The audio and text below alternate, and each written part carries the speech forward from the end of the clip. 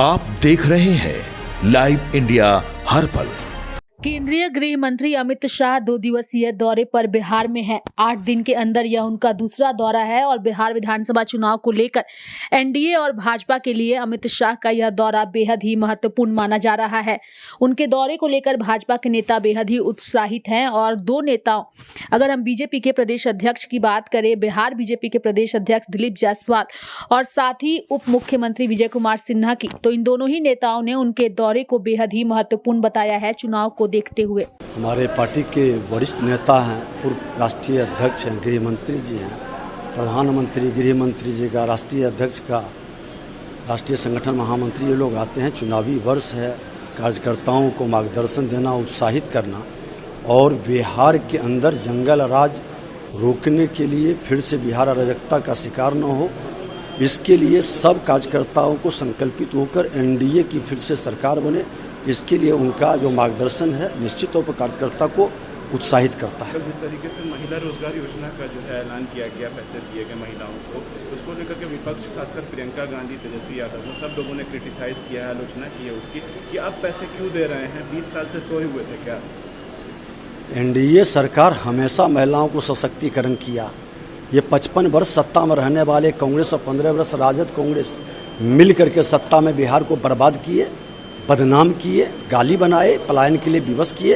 ये मानसिकता के लोगों को बोलने का अधिकार नहीं है, शर्म लगनी चाहिए ऐसे लोगों को जो महिलाओं को, माता बहन को गाली देता हो, माँ बहनों की प्रतिष्ठा के साथ खिलवाड़ करने वाला, बलात्कारियों को टिकट देता हो।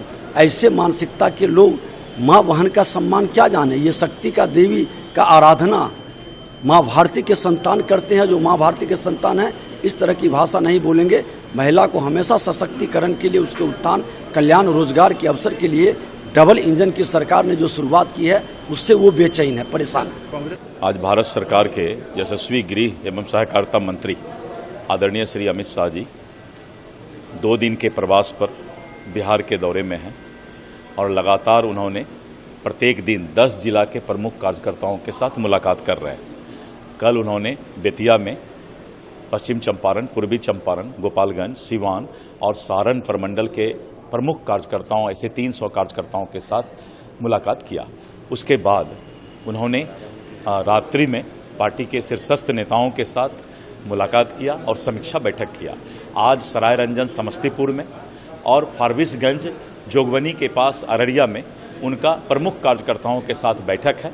आगामी विधानसभा चुनाव को लेकर के उनके अपने जो हैं दिशा निर्देश कार्यकर्ताओं को मिल रहा है और कार्यकर्ता भारतीय जनता पार्टी के और एनडीए के कार्यकर्ता का जोश जो है वो पूरा आने वाले विधानसभा चुनाव में 2/3 से ज़्यादा बहुमत से सरकार बनाने के लिए एक एक मतदाता और कार्यकर्ता तैयार हैं, चट्टानी एकता के साथ तैयार है। एनडीए की चट्टानी एकता इस बात को आगाज कर रही है कि आने वाला बिहार विधानसभा का चुनाव एनडीए की सरकार भारी बहुमत से बनेगी। कल प्रियंका गांधी बिहार दौरे पर थी सर। प्रियंका गांधी को 5 साल बाद बिहार का याद आया है।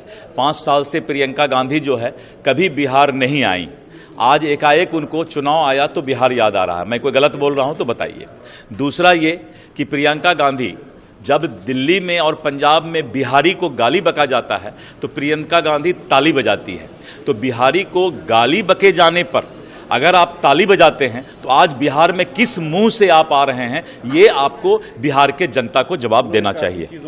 अब क्या करेंगे कि वही तो बता रहे हैं कि जिस बिहारी को आप गाली बकने पर ताली बजाते हैं पंजाब और दिल्ली में, तो उसका कोई सवाल पूछना भी तो बना एक पापे होगा। बिहार भाजपा के नेताओं से गृह मंत्री अमित शाह ने साफ कह दिया है कि बिहार विधानसभा चुनाव हमारा लक्ष्य 225 सीटों पर जीत दर्ज करना है, इसलिए हर सीट पर कम से कम 225 बार जनसंपर्क करें। यानी कि चुनाव को लेकर उन्होंने कार्यकर्ताओं को चुनावी मंत्र दे दिया है और अपने कार्यक्रम के माध्यम से जनता के बीच भी पहुंचते नजर आ रहे हैं। वहीं अमित शाह के बिहार दौरे को लेकर जगह जगह सुरक्षा के पुख्ता इंतजाम किए गए हैं। फारबिसगंज से अररिया, कटिहार, पूर्णिया, किशनगंज समेत सीमांचल के 9 जिलों के कार्यकर्ताओं की भागीदारी सुनिश्चित की गई है। पार्टी के प्रदेश नेतृत्व का मानना है कि यह संवाद आगामी चुनावी तैयारियों की दिशा तय करेगा। उधर स्थानीय कार्यकर्ताओं में भी शाह के आगमन को लेकर खासा उत्साह देखा जा रहा है। लाइव इंडिया हर पल के लिए रांची से डेस्क की रिपोर्ट।